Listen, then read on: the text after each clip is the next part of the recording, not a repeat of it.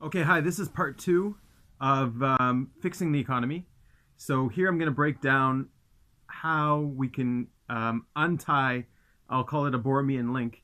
Our economy is all tangled up in a big mess. And let's just sort of untangle it, just to sort of see how we can sort of fix things. So to untangle the Borromean link, we have to think of what is money used to buy? What gives money value today, okay? We've already established from the first video supply and demand, so let's separate out the three. There's four things, but let's just keep it at three for now. We'll talk about the fourth at the very end.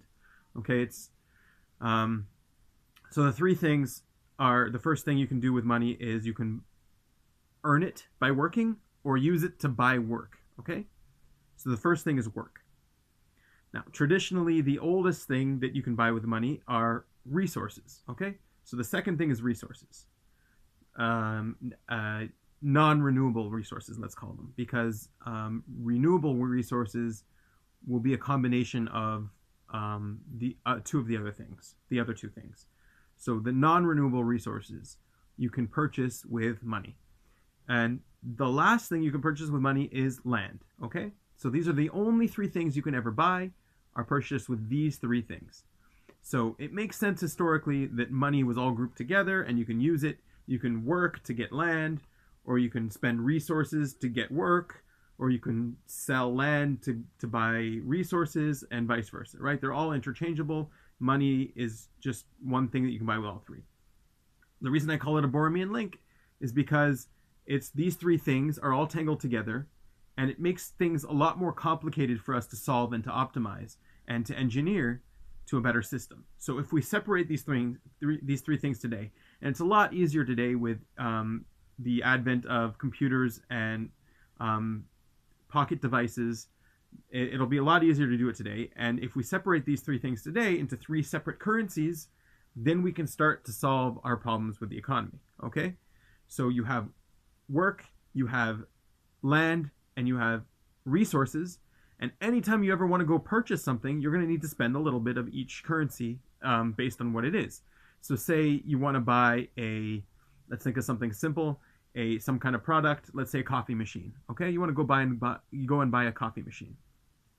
So it took a certain amount of work hours to produce that coffee machine. So you have to pay some work to get it. It took a certain amount of natural resources that are non-replenishable. So you have to spend some of your resources to buy it. And then it also took a certain amount of land. You had to have it in the store for a certain period of time. You had to have it in the factory floor for a certain period of time. The workers, the managers in the factory needed a place to work, right? So it'll cost a certain amount of land to produce. Okay. Now, the reason I say time, I combine time with land, is because once it's off that land, the land is free to produce other things. So really what it is, it's land time, okay? Land time. So it costs land time to produce. So how would you go about earning these things in a economy if you were to shift the things differently?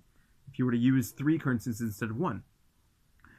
So originally, if you don't solve anything, you would obviously today basically work, and then with that work currency, you can use the exchange rate to get resource currency, to get land currency, and things like that. But if you were to solve things where everyone has a fair share of the resources and a fair share of the land, so why do I say fair share? Because land is something that everyone needs. Everyone needs a place to live. Everyone needs a place to sleep, to eat, right? You can't have people living on the streets. So today you have to rent it. But I mean, if the world was fair, land just wouldn't be owned by people. You would have the land that you needed to live. And then what would happen with the extra land, right? If you divided all the land up, you could donate some of your land, you can rent it out, and then people can pay land time for that land, and then you would earn land time, and you could spend that land time. Okay? So this land time could be used. So if you want a piece of fruit, for example, so the fruit took up a certain amount of time on a certain piece of land. Water is renewable. It just takes work to filter it. What else does it take? It takes work to farm. So it'll cost a little bit of work to get that. It'll cost a little bit of land. And natural resources, you don't really need to pay for fruit. Maybe for the packaging of the fruit, you got to pay a little bit of natural resources. So, so you can buy your fruit with these three currencies. Okay. So this way you would split things up, and you would understand how inequality comes, how to balance things, and things will be a lot easier. Okay, so this is just like a basic idea for the second video, and when we get into the third video, we can start talking about ways to optimize this, and the fourth thing that money represents today, which is supply and demand, and we'll get into it. The brief idea is, let's say you have something that's worth a lot of money, like a Rembrandt painting, or Action Comics #1, or something that's worth more, right?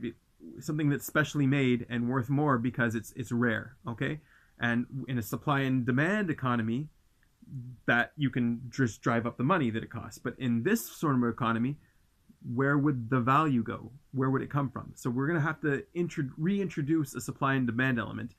And the other thing we're going to talk about is how the natural state, the ground state of this new economy will be in the future. What it will drive things to become. And I can't wait. So enjoy.